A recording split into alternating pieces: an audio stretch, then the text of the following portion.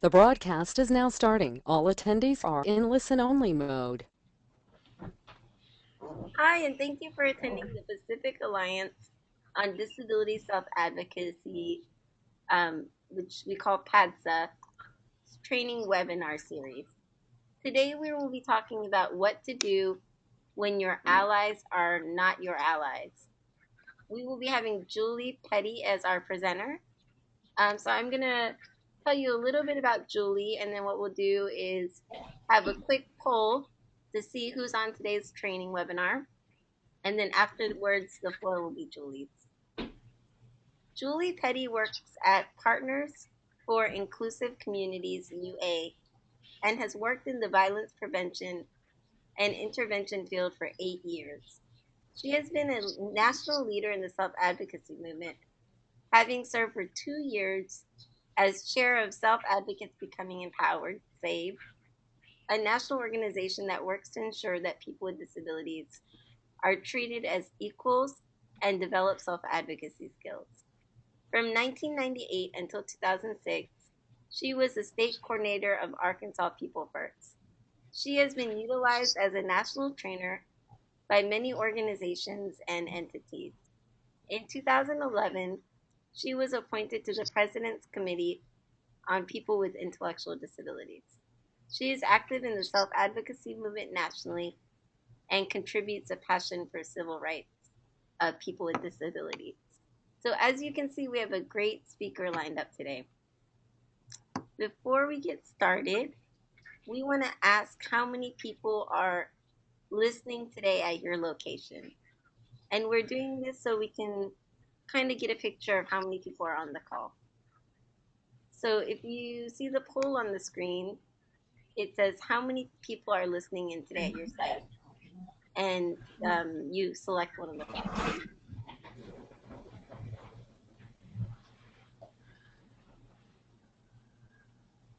And we'll give that another 15 seconds. It says 85% of people have voted.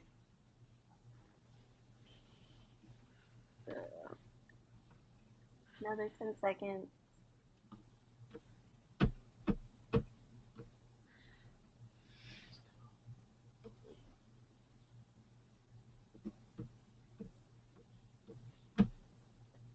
So thank you. That's helpful for us in our reporting.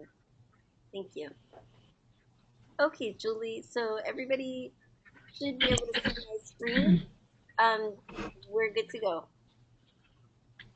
Okay, thank you, Stacy, and thank you for having me today on the webinar. So I'm gonna try to tell you what I think you should do when allies are not really your allies.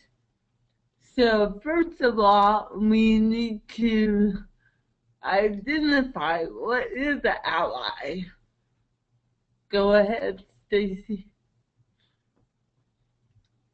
So, ally, the formal definition is number one, to unite formally, like by treaty or contract.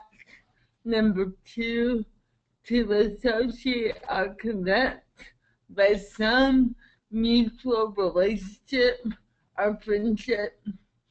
To enter into an alliance, to join and unite. Our number four, it could be a person, group, or nation that is associated with another or other or some common purpose. When we're talking about the self-advocacy movement and the disability rights movement, an ally to people with disabilities could be organizations, or they could be for the individual, it could be a support person or a staff member. For a self-advocacy organization, an ally could be maybe your advisor. So if you go to the next slide, you can see more. What do we believe in when we talk about the self-advocacy movement and the disability rights movement? We believe that we should be in charge of our own lives, and everyone should be included in every aspect of the community and society. And we want to have access. We want everything to be accessible, whether it's the word you use, what you do, or your surroundings. When we talk about the words you use, we need those to be accessible when we're working with other organizations to understand better how we are working together, how policies are made, any type of communication should be accessible. When you have allies, they should also know that what they do and their surroundings should also be accessible. Go ahead, Stacy. So some of the organizations that I think are allies in the self-advocacy movement are, we can start with the Administration on Intellectual and Developmental Disabilities Network Partners. And every state has these three organizations. They are the Developmental Disability Councils, the University Centers for Excellence in Developmental Disabilities, and the Protection and Advocacy Centers. And under the DD Act, the Developmental Disabilities Act, it says in some way these network partners need to be working with self-advocates and self-advocacy. And then we also have the organizations like the Independent Living Centers and the Sibling Leadership Network and family advocacy organizations who can be allies.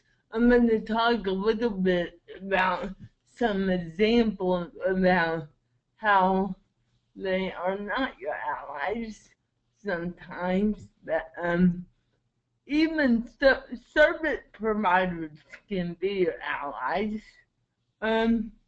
If you think outside the box, I know some people don't like that phrase, but if you think outside the box, it could also be other minority advocacy communities. I know in Arkansas People First in the past has worked with the Martin Luther King Commission on different projects. So I'm sure there are other organizations who can be allies to the movement. Go ahead. So how do you know? How do you really know who your allies are? You know, this is something you have to talk about in your organization. Do they truly believe in what the self-advocacy movement believes in? I know there have been a lot of issues in some parts of the country with working together with the DD networks and people saying they really do believe in the movement, but when it comes down to um, when it comes to having grants and doing projects, the self-advocates are not really the ones in control. So that's an issue that we can have with allies. Um, Another way, how do you know if they're your ally? Are they open-minded? Are they respectful? Can you agree to disagree and still work together? And do they have similar goals? When you're working with an organization, this is from an organizational perspective, you need to maybe look at their goals and look at their mission statement. Do they coincide with the self-advocacy beliefs? Go ahead.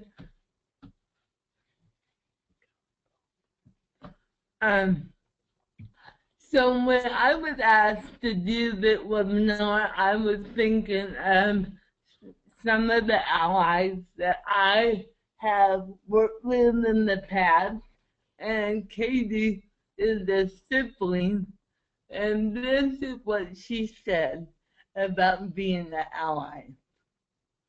I think that if you have a common goal you are working towards, then someone that might not naturally be an ally can be an ally for a specific area at times. A big part of it is developing relationships and having people get to know you more and you being open to getting to know other people as well. So I think that's a good point, to get to know each other and not say it's either my way or the highway. You really need to develop the relationships. And relationships are about trust. So I think that's a big part of it, being able to trust your ally. Yeah. Go ahead. So when we think about working together with other organizations, we think about who can be our allies, who can work with us. A lot of people always think about what's in it for me. What am I gonna get out of it? And what's in it for you? What are you gonna get out of it? It's a mutual understanding. It's a common purpose. Like I said before, in Arkansas, where I'm from, we worked with the Martin Luther King Commission because we had a common purpose, and that was to get rid of stereotypes and to get rid of the labels. That was a common purpose. So you always want to think about, do we have a common cause, and do we have mutual respect? You can always disagree with somebody and you can still respect each other.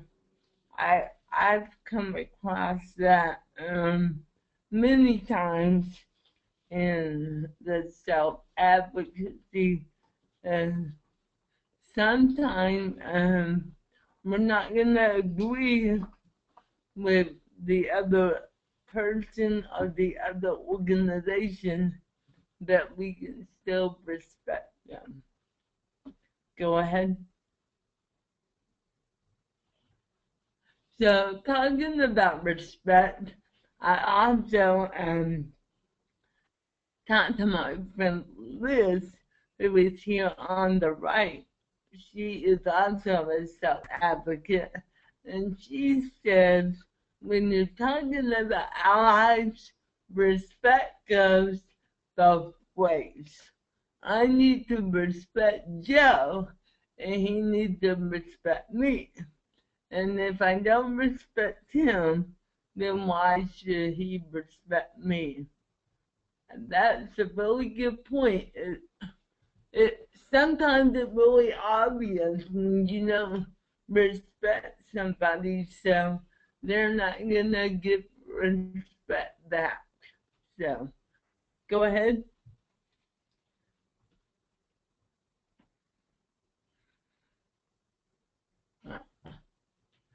So the next slide is, I can't remember what the next. So it's all about respecting each other.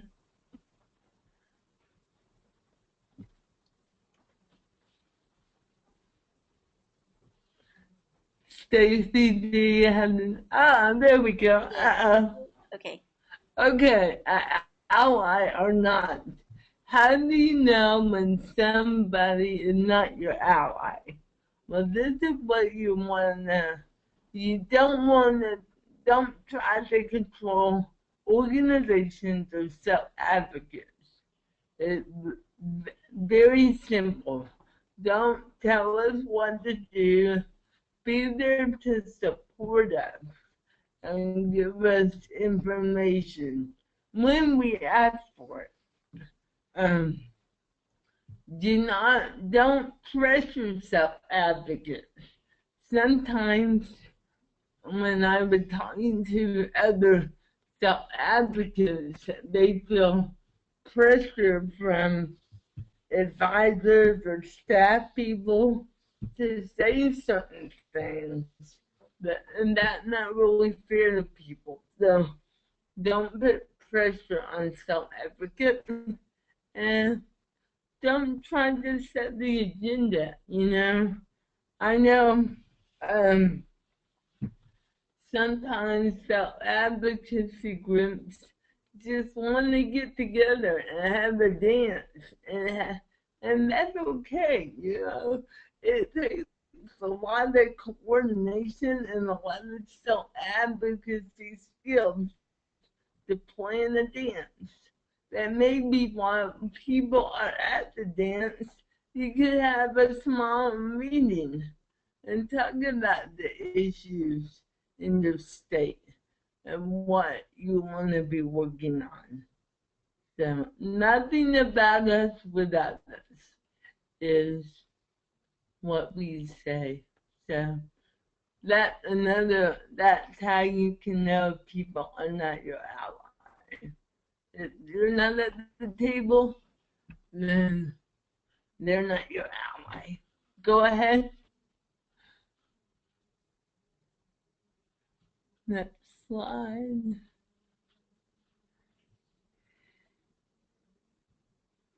Hmm.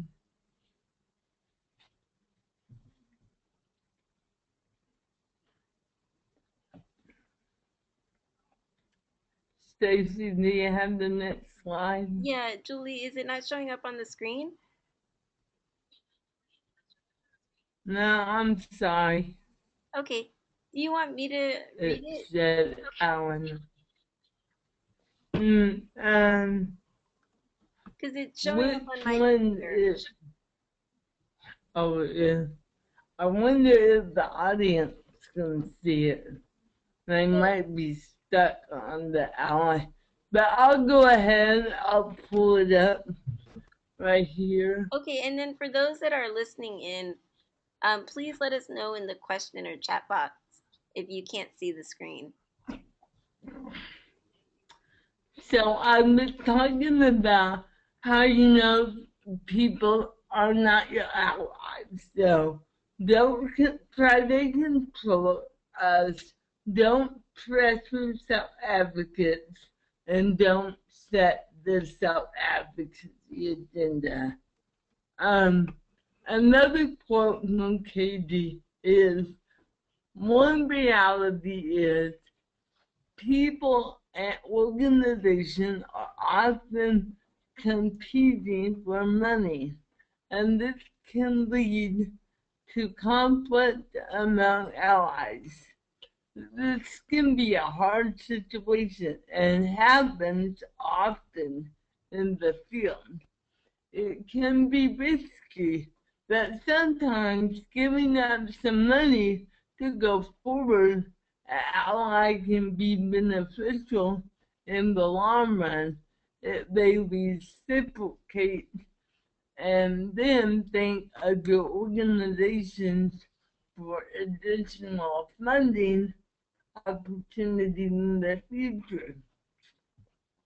So I think what Katie is trying to say, oftentimes self-advocacy organizations in the state are competing for the same money that another organization might be going for, and sometimes that could be better to work together and give up a little that funding, and then in the future you can work together to get maybe even more funding opportunities. So what can you do? What can you do when you know someone is not being your ally? Well, what I would suggest is you get together with the other self-advocates in the group and tell them how you feel. Because you need to know if any of the other self-advocates are feeling the same way. And if they are, then you need to work together to find a solution. It's okay to stand up for yourself and stand up for your group. You can also always agree to disagree. Then don't let the ally take over. If you agree to disagree, still stand up for your group. And then basically another suggestion, what you could do is call them out on it. I mean, just call them out. That can be a little risky, but you can use it as a learning situation. So, and help them understand what they are doing is really not what the group wants to do. So those are some of the things you can do to help them understand when they are overstepping. So here's another quote. I think this is the last quote I have. This is from ally named Joe. Ally is when you have enough respect for each other that you stick together even when you don't always agree. I also think sometimes allies, talking about support people, need training and mentoring. That's a good point. I think sometimes some allies, they want to help so bad, they don't realize they're overstepping their boundaries, and so they might need a little training and mentoring for the group. So, I mean, don't try to get rid of them. Try to work it out. Try to give them another chance to stick it out. So I think the next thing we're gonna do in the presentation is go over a couple of scenarios, and I hope this presentation has been helpful so far. Um, my screen Stacy is still stuck on ally not, so Okay. I don't know if you got any Well, other messages. yeah. So this is Stacy speaking, and like Julie said, what we're gonna do next is go over a few scenario problems, and we really, really want to brainstorm with you around solutions to these problems. So what we're gonna do is first I will read the scenario, and then I'll summarize the scenario problem, and then after that you can say what you would do in this situation by either raising your hand or typing it into the question or chat box. And if you raise your hand, we will go to you and turn your microphone on. So it only works for people who have a microphone or on the phone. Okay, so the first scenario, you want to apply for a grant. The foundation that administers the grant funds exactly what you do. Their guidelines say you are eligible to apply. Your fiscal agent comes up with a legal reason you can't apply. You think they are wrong, but you don't know what to do because to question if they are wrong will bring up all kinds of relationship issues. You hear through the grapevine that they are applying for the same funding for one of their projects. They didn't even tell you. What do you do? And just to explain, fiscal agent is for a group who is not their own nonprofit, and so they sponsor the group. And then the foundation is the people that are giving the money away. So basically, there's a foundation that wants to give money away, and the kind of money they give away is for projects like yours. But the people who sponsor your organization say you can't apply. You think they're wrong, but you're scared to bring up the issues. What do you do? And we picked the most complicated question first, but it's a real life example. So, any thoughts, comments?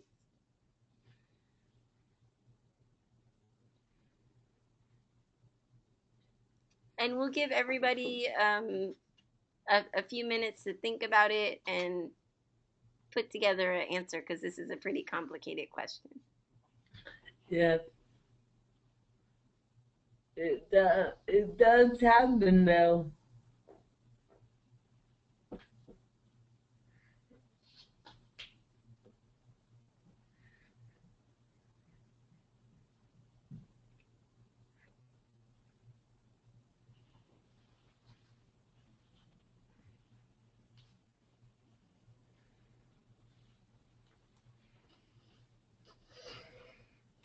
So we'll give everybody another minute to think about your response.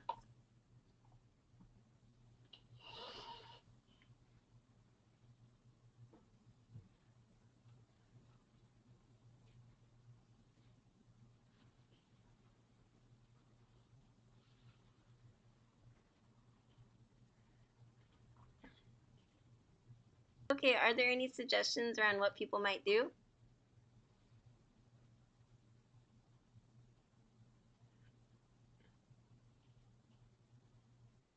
Julie, what would you do in this situation? um, well, I think I would get together with some of my other self-advocates in the group and then call the fiscal agent or fiscal intermediary and have a meeting with them and tell them what they heard through the grapevine and then try to problem solve from there. I mean, maybe it would be time to look at another fiscal intermediary, you know? So, what would you do, Stacy? This problem happened to me. Um, I worked with a youth organization, and our fiscal sponsor told us that we couldn't apply, but we knew that we could, and we ended up going and to another ally and picking a different fiscal sponsor. Uh, And did you apply for the grant after that? You know, it's been so many years now, I can't remember. I think we did apply. Hmm. Sometimes we have to make hard decisions about allies that are not personal, but they're just what would be best for the organization. I remember one time we had several allies who wanted to partner with us on a project, and at the time we could only pick one, so we voted on it. So we picked the one we wanted, and the others were a little upset. So it wasn't personal. We just picked the best one for the group. So, what's the next scenario, Stacy? Okay, let's see. The next scenario is your group works with an ally at a provider organization. Every time the ally sees you, they tell you how much they support you. They tell everyone you are the future of the movement. At the same time, you're kind of confused because shady things keep happening. They take credit for the work that you are doing. They talk about your project at conferences you don't get to go to. They say it's so more people can learn about it. You can't figure it out. Is this person an ally?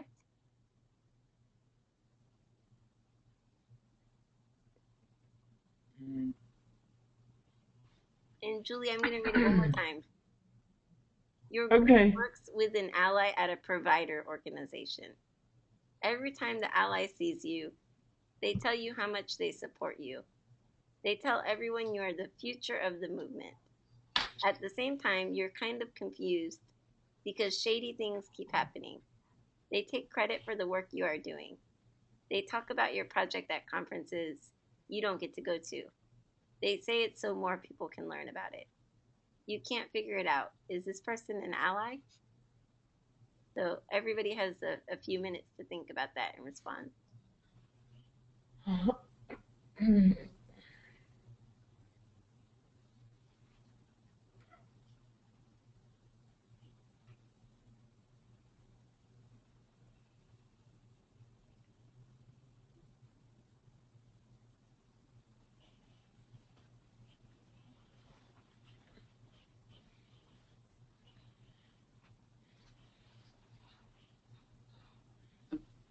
So does anybody want to share what they might do in this situation?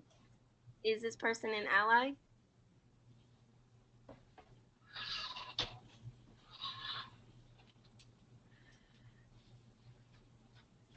Julie, what would you do? Well, I was just thinking about this. I would say the person is not your ally. I would say that they are using your successes to make them look good. So, but what would I do about it would be the hard part. I guess I would try to talk to another ally that I trusted and ask them what I should do. So, because sometimes you need to talk to somebody you trust to get good, to get other feedback, to know what to do. So, I guess in the long run, I would probably break away from that person because they're not being my ally. So, but what about you, Stacy? The same thing. I would stop taking this person's calls. Um, I think a lot of times people allies know when something is hot, and so then they want to have their name attached to it, and they start taking credit for work that the self advocate's doing. And that's definitely not an ally. And actually, this is another example of this, but in anti-racism organizing, there is an ally. His name is Tim White, and he's written a lot of books and gets paid thousands of dollars to go speak about racism. And a lot of advocates who are people of color are like, oh, it's not appropriate for this white man to take up so much space talking about race. So it's kind of a similar example about who is the person in the front. Is their voice the one being heard, or is it the allies? What's going on there?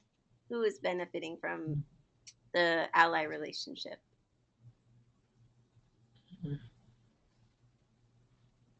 Yep.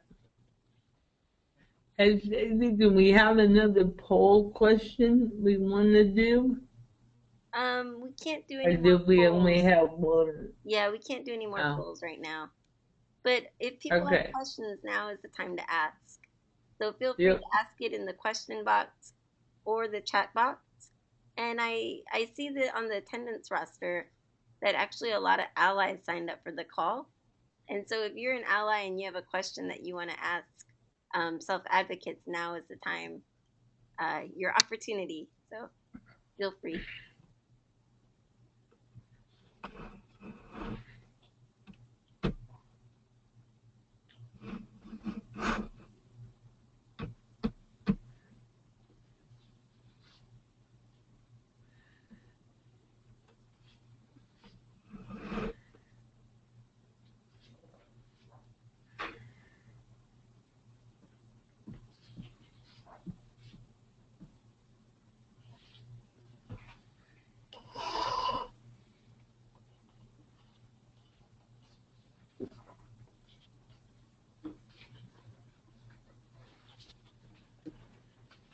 Any questions? We'll give it probably another minute before we move on.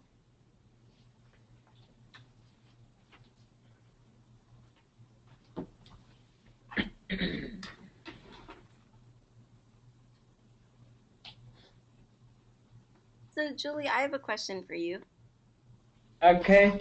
So, earlier I heard you saying in the presentation that it's not personal, but what do you do when it is personal?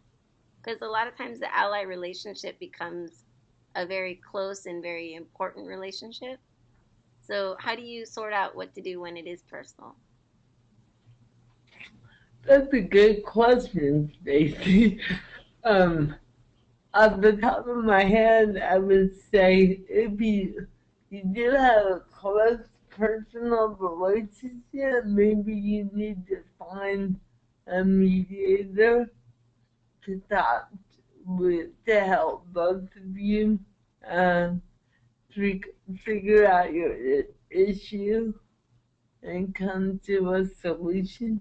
So that would be, and you know, if the relationship is personal, then you should be able to set boundaries with that person.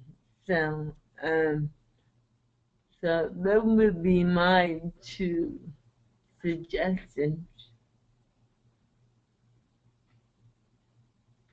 Okay, we have a few more questions here. So, another question is, what do you do when the ally is providing support to you? So, this isn't just an ally who is saying they support you, but they're helping you maybe meet some basic needs. Does that change how you would approach things? Um,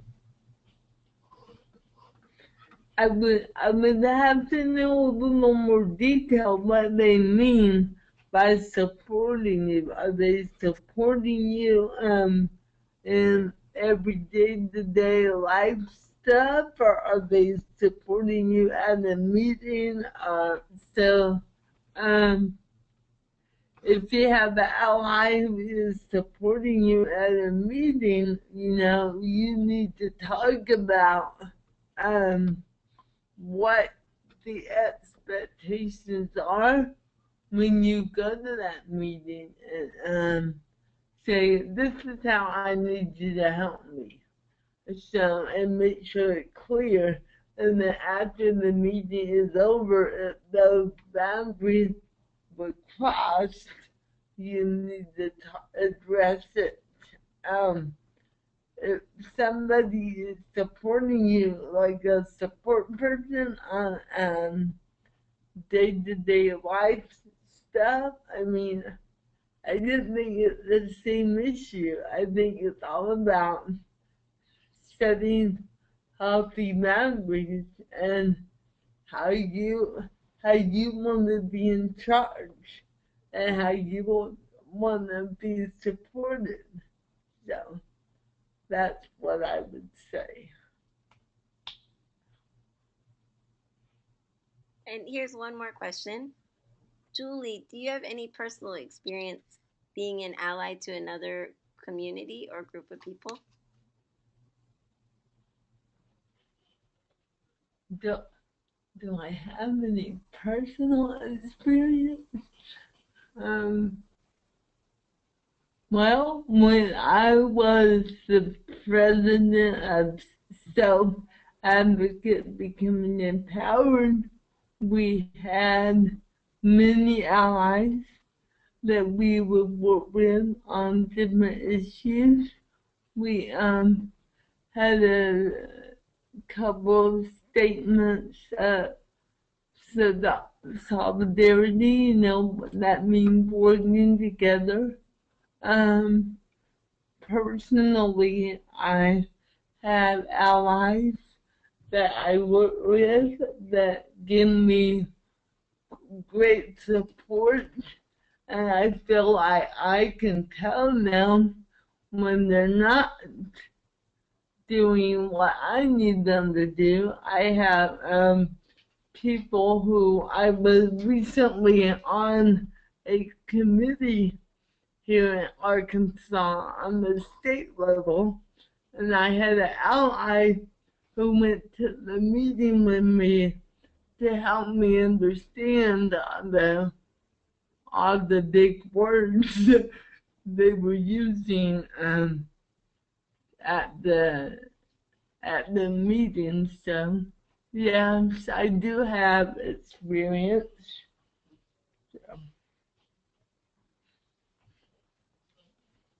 Thank you, Julie. So I don't see any other questions. Julie, do you have any final comments that you would like to share?